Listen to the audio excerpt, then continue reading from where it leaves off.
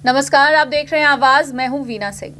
यदि आप तालाबंदी का उल्लंघन कर चोरी छिपे किसी दुकान से सामान खरीदने जा रहे हैं तो सावधान हो जाइए, क्योंकि अंबिकापुर में कई ऐसे दुकान संचालक हैं जिनके परिवार में कोरोना फैला हुआ है। बावजूद इसके वो नियम का उल्लंघन कर चंद पैसों के लिए ग्राहकों को बंद कमरे में सामान बेच रहे हैं। दुकान संचालक की ऐसी बड़ी लापरवाही से आप भी संक्रमित हो सकते हैं।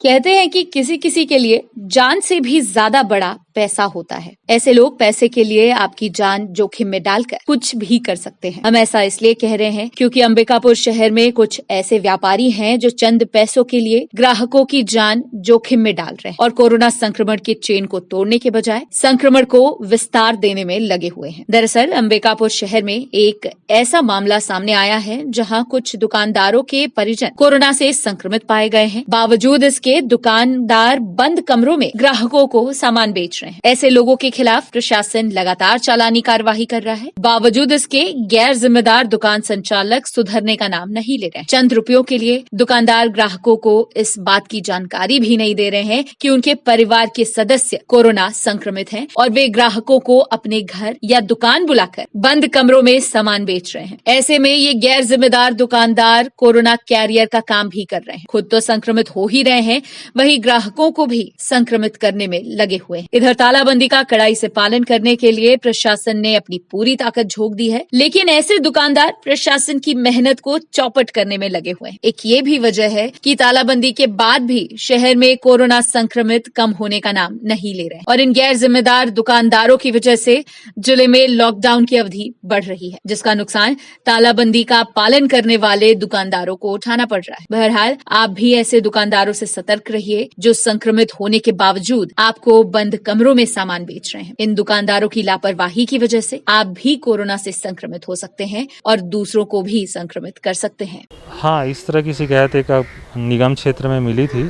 छत्तीसगढ़ कृषि केंद्र है हाई स्कूल रोड में, वहाँ परिवार का कोई सदस्य पॉजिटिव है उनके और दुकान खोलने की शिकायत मिली थी, तो जाके उनको अंतिम चेतावनी दी गई है और इसके बाद भी सुधार नहीं आया तो फिर आगामी अब FIR दर्ज करने की कार्रवाई की जाए। अंबिकापुर की गांधीनगर पुलिस ने बीती रात NDPS एक्ट के तहत एक बड़ी कार्यवाही की है। पुलिस की टीम ने नशीली कफ सिरप के साथ 2 आरोपियों को गिरफ्तार किया है, लेकिन पकड़े गए एक आरोपी के बयान से पुलिस अपनी ही कार्यवाही में फंसती हुई नजर आ रही है।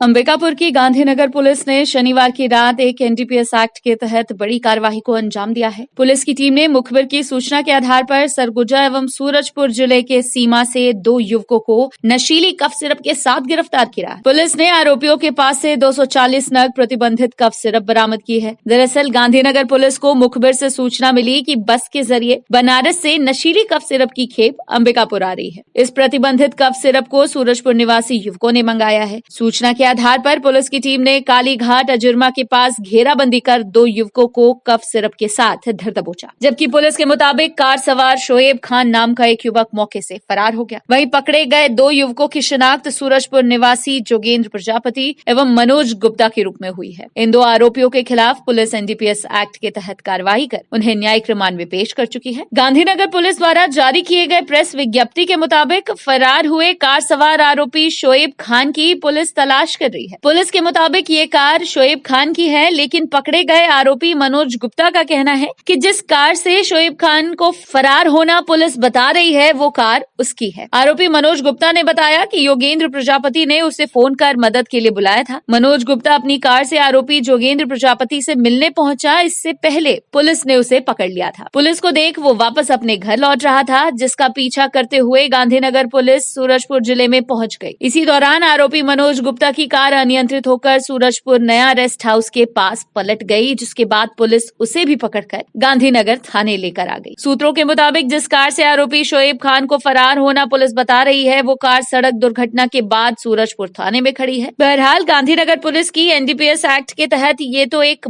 बड़ी कार्यवाही है, लेकिन गांधीनगर पुलिस की इस कार्यवाही पर कई सवाल भी खड़े हो रहे हैं। आरोपी कल शाम को सूचना मिला था कि कुछ लोग बनारस से माल मंगवा करके और सिरप को सूरजपुर की ओर लेकर के जा रहे हैं। उस सूचना पर कालीघाट अजुर्मा में रेड कर पुलिस आरोपियों को पकड़ी है और कुछ आरोपी फरार हैं, उसका पीछा कर रहे हैं। 240 नग सिरप है। हम लोग अजीरमा नाका में पकड़े हैं, उसके बाद वो लोग भागे हैं, उसका पीछा किया गया है, वो अभी नहीं पकड़ा गया है। कार जो पकड़ी है जिसकी पलटी वो अभी नहीं गिरफ्तार हुआ है। कार वाला अभी नहीं पकड़ा गया है, अभी जो यहाँ मिले थे वो पकड़े गए हैं। तो ये जो सामने बैठा है कार तो उसी की है। अब आप प्रश्न आप थोड़ा सा ठीक से कीजिए, ठीक ना। मैं आपको बता रहा हूँ, कल शाम को जब सूचना मिली हम लोग रेड किए, जो मिले उनके खिलाफ कार्रवाई किया गया है। अभी 2 आदमी पकड़े गए हैं, कहाँ के दोनों? सूरजपुर के रहने वाले हैं। सूरजपुर के दोनों रहने वाले। हाँ, माल कहाँ से ला रहे थे, कहाँ खपाने को? माल बनारस से लेकर माल बनारस से बुलवाए थे और सूरजपुर को खपाने की व्यवस्था में थे। लगभग कितने का माल है? 28,800 रुपये का माल है। क्या चीज़ से मंगाए थे माल? अब इनका कहना है कि बनारस अभी बारीकी से पूछताछ चल रही है और क्लियर होने के बाद बताया जाएगा। और आरोपी रिमांड में भेज रहे थे, कैसे पूछताछ कर रहे थे? अरे भाई, न्यायिक रिमांड में भेज रहे हैं और आरोपी बचे हुए हैं, सब क्लियर करके बताएंगे। उसमें क्या है, आरोपियों को सहयोग मिल जाता है और हम असली और तक नहीं पहुंच पाते हैं, इसलिए इस संबंध में ज़्यादा चर्चा न की। मेरे पास कुछ भी नहीं था, मेरी गाड़ी पलटी हुई थी नया रेस्ट हाउस के पास। मैं वहीं से गाड़ी से उतर करके पलटे हुए गाड़ी से निकल के आराम कर रहा था, चोट वोट देख रहा था। आए भैया लोग, मेरे को बैठाए और ले आए। ना मेरे को किसी से बात करने दिया, ना किसी को बताने दिया गया, कुछ भी नहीं। ना तो मेरे पास कोई भी विवादित कुछ भी नहीं था मेरे पास। गाड़ी कहाँ पलटी थी आपकी? सूरजपुर नया रेस्ट हाउस के पास। टर्निंग है, गड्ढा ज़्यादा है। पुलिस को देख के नहीं भाग रहा था, ये मेरे को झूठ बोल के बुलाया था। ये मेरे को झूठ बोल के बुलाया था कि हाँ, जोगेंद्र आरोपी जो है, कि आज भैया थोड़ा सा काम है मेरे को, बहुत ज़रूरी काम है, कुछ लोग आ रहे हैं, लेके जाना है, ये बोल के बुलाया। ये सब नहीं बताया कि क्या है क्या नहीं है। मैं ना तो बस तक गया हूँ, ना बस के आसपास रहा हूँ। बस कहाँ थी? ये लोग को तो पकड़े हैं वहाँ पे, जहाँ पर मेरे को पकड़े उससे 4-5 किलोमीटर पहले। हाँ, मैं देखा, मैं वापस आ गया, मैं इन लोग के करीब था ही नहीं, मैं निकल गया अपना। 4-5 किलोमीटर पहले पकड़े थे। हाँ, जब पुलिस पकड़ ली थी तब उनको फोन करके बुलाया गया कि इसके पहले बुलाया? नहीं, कोई फ़ोन कुछ भी नहीं, मेरी गाड़ी पलटी हुई थी। अंबिकापुर शहर में कई ऐसे व्यापारी हैं जिनका कई बार चालान कटने के बावजूद वो सुधरने का नाम नहीं ले रहे हैं। ऐसे व्यापारी तालाबंदी का उल्लंघन कर अपनी जान जोखिम में डाल रहे हैं, साथ ही चंद पैसों के लिए ग्राहकों को भी मौत के मुंह में धकेल रहे हैं, जबकि प्रशासन ऐसे दुकान संचालकों के खिलाफ लगातार कार्रवाई कर रहा है। अंबिकापुर शहर में कई ऐसे व्यापारी हैं जिन्हें ना तो प्रशासन का डर है और ना ही अपनी जान की परवाह। बस ये तालाबंदी का उल्लंघन कर बंद कमरे में ग्राहकों को सामान बेच रहे हैं। हालांकि प्रशासन ऐसे व्यापारियों के खिलाफ लगातार चालानी कार्यवाही कर रहा है, बावजूद इसके ये व्यापारी सुधरने का नाम नहीं ले रहे हैं। दरअसल अंबिकापुर शहर में एक मामला सामने आया है, जहाँ एक कपड़ा व्यापारी को तालाबंदी का उल्लंघन करते प्रशासन ने कई बार पकड़ा है और कई बार कपड़े व्यापारी पर 5-5 हजार रुपए का जुर्माना लग चुका है। बावजूद इसके ये व्यापारी सुधरने का नाम नहीं ले रहा है। इसी कड़ी में एसडीएम को एक बार फिर सूचना मिली कि स्कूल रोड स्थित भगवती सेल्स कॉर्पोरेशन का संचालक दुकान का शटर बंद कर अंदर में ग्राहकों को बैठाकर कपड़े बेच रहा है। सूचना मिलते ही प्रशासन की टीम छापेमार की कार्यवाही करने मौके पर पहुंच गई। इस दौरान प्रशासनिक अमले ने दुकान को खुलवाना चाहा, लेकिन दुकानदार ने काफी देर तक दुकान नहीं खोला। वहीं पुलिस द्वारा दुकान का शटर खटखटाने के बाद दुकानदार दुकान के बाहर आया। इसके बाद जब एसडीएम ने दुकानदार से पूछताछ की तो पहले उसने कहा कि दुकान के अंदर एक भी ग्राहक नहीं है और वो कपड़ा नहीं बेच रहा है। वहीं जब पुलिस एवं प्रशासन की टीम जाँच के लिए दुकान के अंदर आई तो दुकान में रखे सारे कपड़े बिखरे हुए थे। प्रशासनिक अमले को शक हुआ कि दुकानदार ने दुकान के भीतर ग्राहकों को कार्रवाई के डर से छिपा दिया है। इसके बाद पुलिस की टीम अंदर के कमरे में जाकर देखना चाही तो वहां कुछ ग्राहक छिपे हुए थे। वहीं जब दुकानदार की चोरी पकड़ी गई तो एसडीएम ने 30,000 रुपए का जुर्माना लगा दिया। इस दौरान भी दुकानदार ने जुर्माने की रकम कम कराने के लिए एसडीएम से बार्गेनिंग की, लेकिन एसडीएम ने नियम का उल्लंघन करने वाले कपड़ा दुकान संचालक की एक नहीं सुनी और जुर्माने की रकम बढ़ाकर 30,000 रुपए कर दी। गौरतलब है कि प्रशासन द्वारा की जा रही इस कार्यवाही से तालाबंदी का उल्लंघन करने वाले दुकानदारों में हड़कंप मचा हुआ है। शिकायत मिली कि भगवती सेल्स कॉर्पोरेशन द्वारा लॉकडाउन का उल्लंघन करते हुए कपड़ों की बिक्री की जा रही है, तो हमारे द्वारा औचक निरीक्षण किया गया है और जाँच में शिकायत सही पाई गई है और इनको अभी फ़िलहाल 30,000 का पेनल्टी किया जा रहा है। खबरों का सिलसिला जारी रहेगा, लौटते एक छोटे से ब्रेक के बाद। Neha annex the complete family mart, किराना, सब्जी, कॉस्मेटिक के लिए संपर्क करें। फ्री होम डिलीवरी की सुविधा उपलब्ध। तो आज ही डाउनलोड करें नेहा एनेक्स अपने गूगल प्ले स्टोर से और लॉकडाउन में भी फ्री होम डिलीवरी का लाभ उठाएं।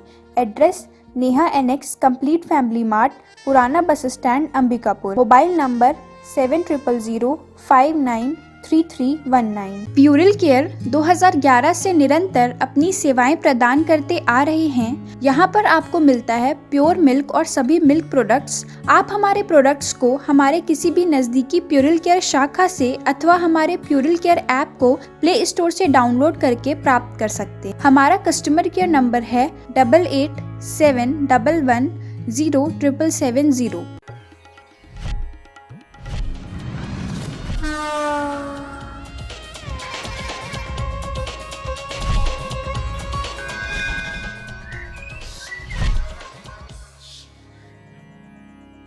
वीएम इंटरनेट सर्विस शहर का सबसे सस्ता high speed fibre internet service. 100 MBPS मात्र 700 रुपए में विद टैग। तो चाहे वर्क फ्रॉम होम हो या ऑनलाइन क्लास, याद रखें वीएम इंटरनेट सर्विस। अधिक जानकारी के लिए संपर्क करें Vande Mahamaya cable network. VM internet service, Alaknanda complex, प्रथम तल, Agrasen Chowk, Ambikapur, Surguja. Mobile number 9111785555 7440765555।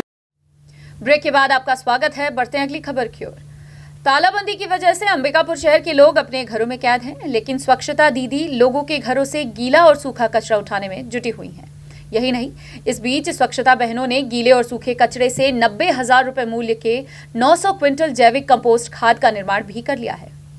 Corona संक्रमण के खतरे और लॉकडाउन के बीच SLRM सेंटर की स्वच्छता बहनों ने न सिर्फ शहर के 48 वार्डों से डोर टू डोर 800 टन गीला और सूखा कचरा संग्रहित कर सुरक्षित निपटान किया, बल्कि 90,000 रुपए मूल्य का 900 क्विंटल जैविक कंपोस्ट खाद भी निर्माण कर लिया है। स्वच्छता बहनों की मेहनत रंग लाई और संग्रहित सूखे कचरे की छटनी कर कबाड़ियों को बिक्री करते हुए अतिरिक्त कमाई भी हुई है। वहीं बारिश और खेती के सीजन में जैविक खाद की बिक्री की जाएगी। गौरतलब है कि शहर में 17 SLRM सेंटर संचालित हो रहे हैं। मौजूदा समय में 450 से अधिक स्वच्छता बहनों के लिए ये अभियान रोजगार का साधन बन गया है। वहीं शहर के 27,000 परिवारों को भी घर घर से कचरे का उठाव होने से लाभ मिल रहा है। महापौर, आयुक्त सहित निगम के अन्य जनप्रतिनिधि द्वारा SLRM सेंटर्स का नियमित निरीक्षण कर कचरा प्रबंधन को और बेहतर बनाने का प्रयास भी किया जा रहा है। नगर निगम आयुक्त ने बताया कि लॉकडाउन में होटल बंद होने से गीला कचरा में कमी आई है। हर रोज 500 टन गीला व 300 टन सूखा कचरा संग्रहित हो रहा है। गौरतलब है कि बीते वर्ष SLRM सेंटर्स में जैविक खाद का निर्माण कर करीब 13 लाख रुपए की कमाई की गई थी, जबकि इस बार लॉकडाउन के 30 दिनों में ही गीले कचरे से 900 क्विंटल खाद का निर्माण कर लिया गया है।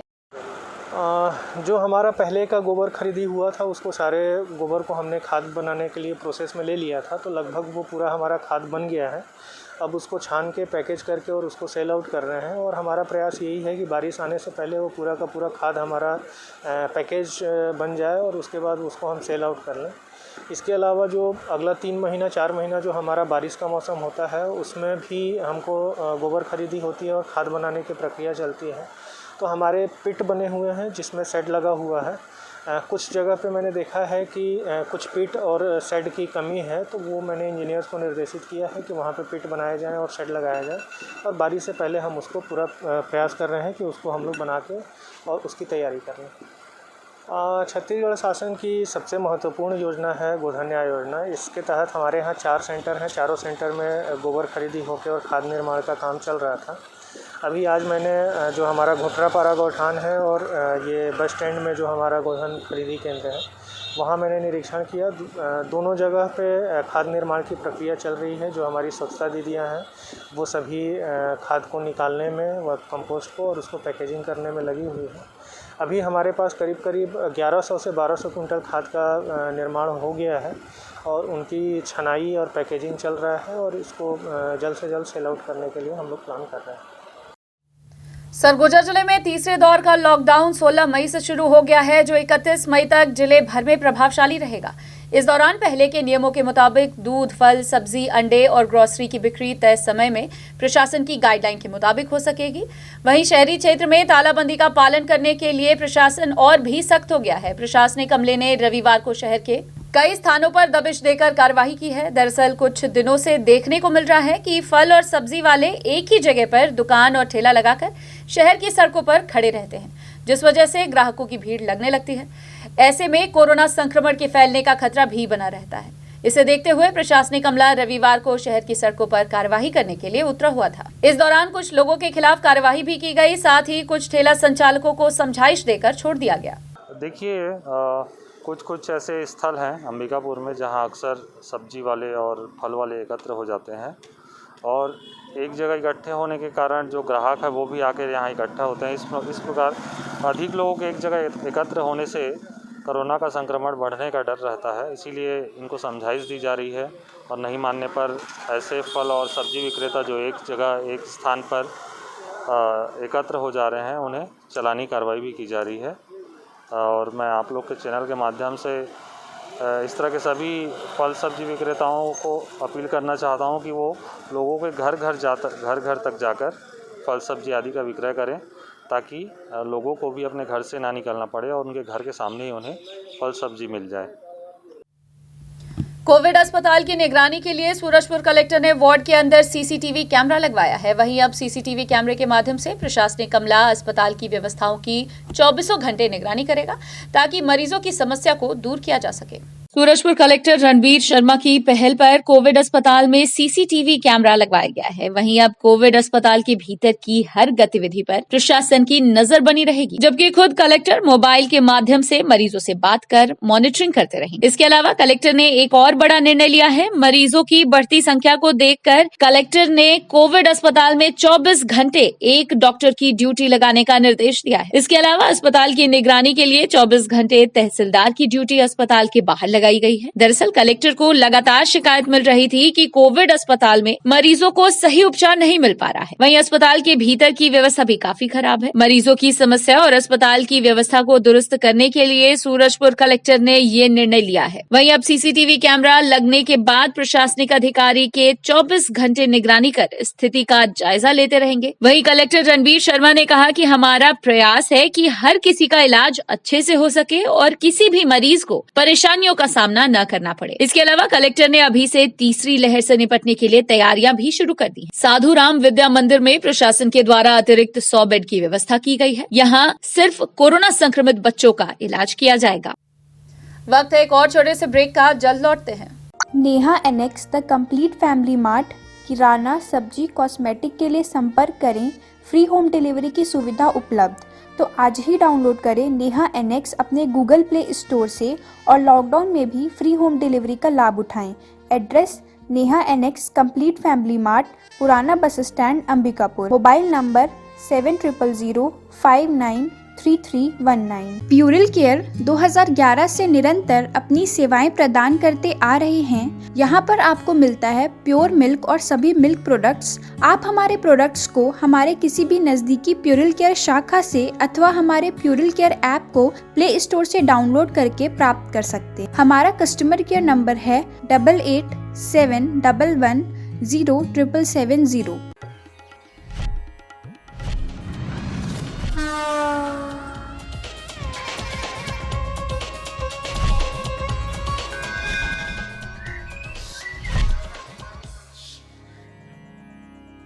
वीएम इंटरनेट सर्विस शहर का सबसे सस्ता high speed fibre internet service. 100 MBPS मात्र 700 रुपए में विद टैग। तो चाहे वर्क फ्रॉम होम हो या ऑनलाइन क्लास, याद रखें वीएम इंटरनेट सर्विस। अधिक जानकारी के लिए संपर्क करें Vande Mahamaya cable network. VM internet service, Alaknanda complex, प्रथम तल, अग्रसेन चौक, अंबिकापुर, सरगुजा। Mobile number 9111785555 7440765555।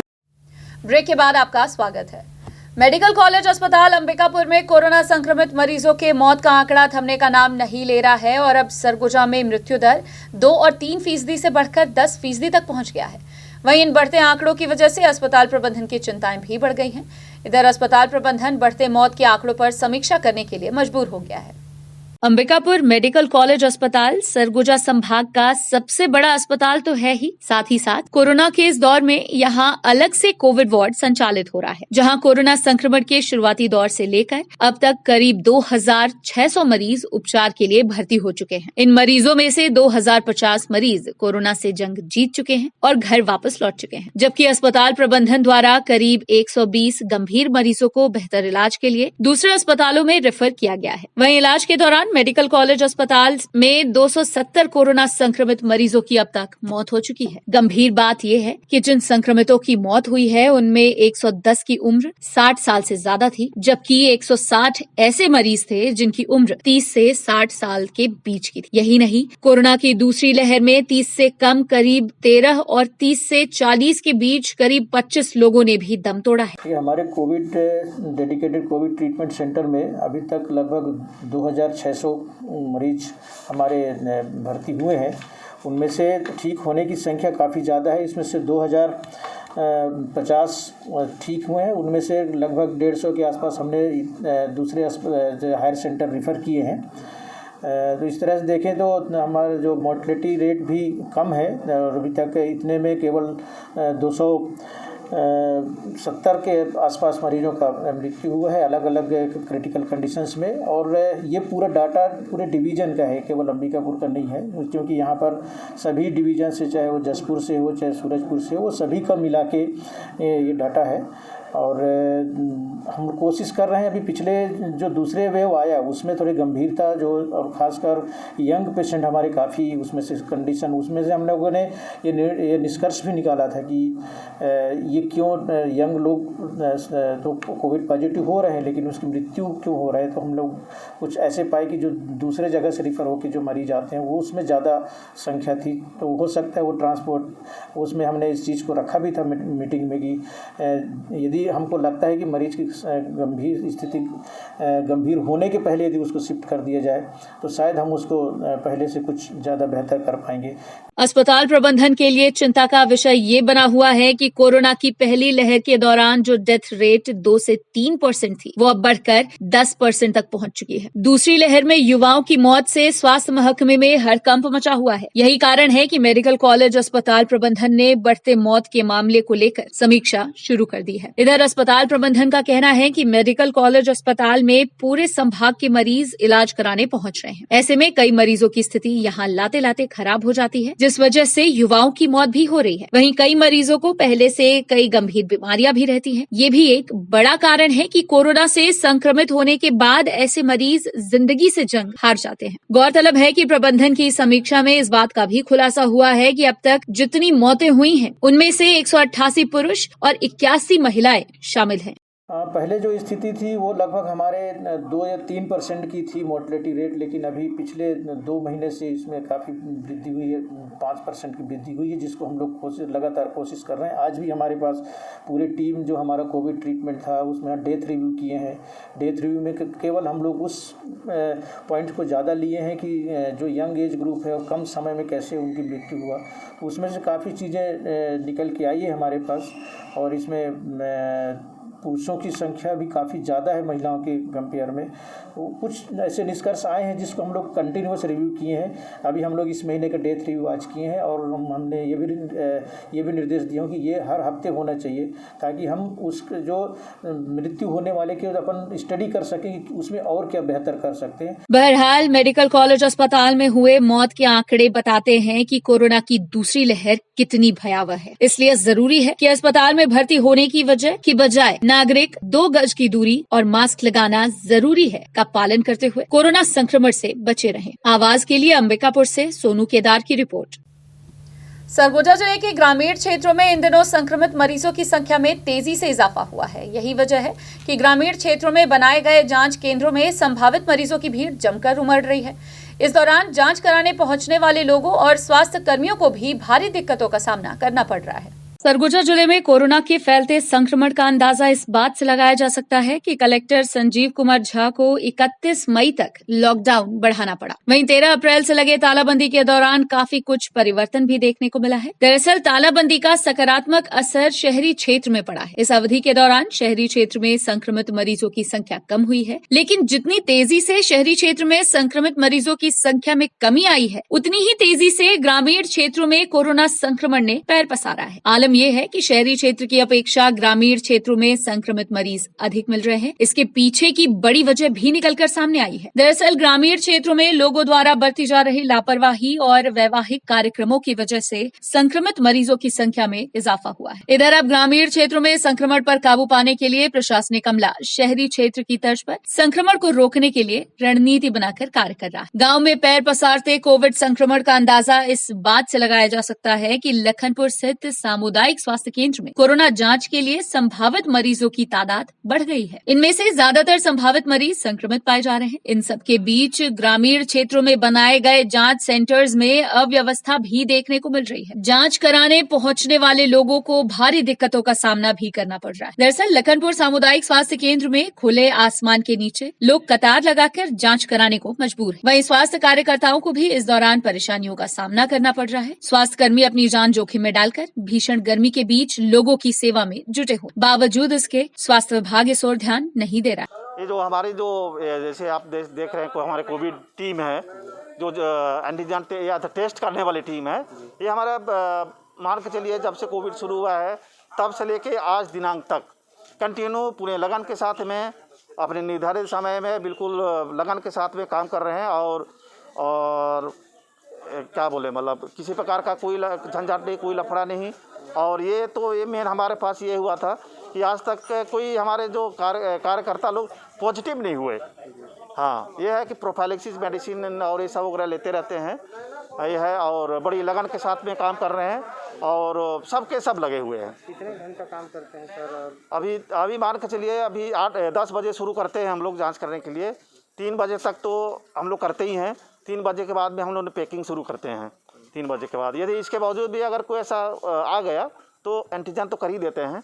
भले इधर RT-PCR वगैरह का प्रॉब्लम होता है, एंटीजन तो हम लोग कर ही देते हैं। इनके काम को देखकर आपको कैसा? हाँ, हमको काम को देख के थोड़ा सा बड़ा गर्व आता है कि मतलब इतना होने के बाद में भी मतलब ये लोग अपने कार्य के प्रति कभी लापरवाही नहीं करते, ना डरते ना कुछ करते। हाँ, मतलब बड़ी लगन के साथ काम कर रहे हैं। अब डरेंगे तो क्या होगा, अब काम तो करना ही है। यहाँ हम लोग सभी पूरी टीम मेंबर, मैं और सभी टीम मेंबर, चिकित्सक, सभी लोगों का साथ है, एक साथ काम कर रहे हैं। डरेंगे तो काम नहीं बनेगा। हमको अपने समाज को बचाना है, हमको खुद को बचाना है, क्योंकि हम भी सामाजिक ही प्राणी हैं। समाज में ही रह रहे हैं तो अपनी सुरक्षा करने के और बाकी लोगों को भी सुरक्षित रखना ही है। वो डर नहीं लग रहा है हम लोगों को किसी को। घर आप जाते हैं तो आपको किस तरह से खतरा बना रहता है आपके? घर में तो छोटे बच्चे हैं, उनको भी संक्रमण होने का समस्या रहता है, चांसेस बढ़ जाता है। लेकिन अब क्या करें, अब जाते हैं तो पूरा अच्छे से अपने आप को सैनिटाइज करते हैं, हमारे कपड़ों को अलग से रखते हैं। उसके बाद में अच्छे से हाथ पैर धो के या अगर नहाते बनता है तो नहा लेते हैं, फिर फैमिली के साथ जोड़ते हैं, मिलते हैं। ये हमारे लखनपुर ब्लॉक में जैसे हम लोग सामुदायिक स्वास्थ्य केंद्र लखनपुर में हम लोग जैसे कोविड का जैसे एंटीजन टेस्ट कर रहे हैं, RT-PCR कर रहे हैं। तो अभी हम लोग दिन भर में करीब 150 करीब हम लोग जांच कर दे रहे हैं। और ये स्वयं से आने वाले लोग हैं तो उनको हम लोग कर रहे हैं, तो कम से कम 40 से 45% इतने लोगों का पॉजिटिव आ रहा है। मतलब अभी हमारा एंटीजन टेस्ट में क्या वजह मानते हैं? ये जैसे अभी तक जैसे हम लोग जैसे देख रहे हैं कि जैसे अप्रैल में शादी ब्याह, अप्रैल के लास्ट में शादी ब्याह वगैरह बहुत हुए, लोग एक दूसरे के यहाँ गए आए खाए, मतलब इस तरह की जो आपस में भीड़ भाड़ किए। और तो ऐसा लगता है कि मतलब उसी टाइम से आपस में ये लोग संक्रमण हुए हैं। तो उसका जो एक लेटेंट पीरियड के बाद में अभी उसका लक्षण आने लगा है। लोग जांच कराने के लिए स्वास्थ्य केंद्र की तरफ आ रहे हैं वो जांच कराने के लिए। मतलब क्या है, मतलब ना जैसे PP किट ये लोगों का कहना है कि हम लोग इतने गर्मी में हम लोग नहीं झेल पाते हैं। हाँ, इसीलिए मतलब भले डबल मास्क या इस टाइप के करके है कि इतना ज़्यादा 1 घंटा 1.25 घंटा इतना पहना जा सकता है, फिर ये लोग नहीं झेल पाते इतने गर्मी के समय में। ऐसे में तो इनको संक्रमण का खतरा ज़्यादा बढ़ जाता है। हाँ, खतरा तो है, खतरा तो है मतलब इसमें। बुलेटिन में फिलहाल सिर्फ इतना ही। शहर से जुड़ी खबरों के लिए देखते रहिए आवाज। इस न्यूज के स्पॉन्सर हैं वीएम इंटरनेट, अलकनंदा कॉम्प्लेक्स, प्रथम तल, अग्रसेन चौक, अंबिकापुर, सरगुजा, छत्तीसगढ़।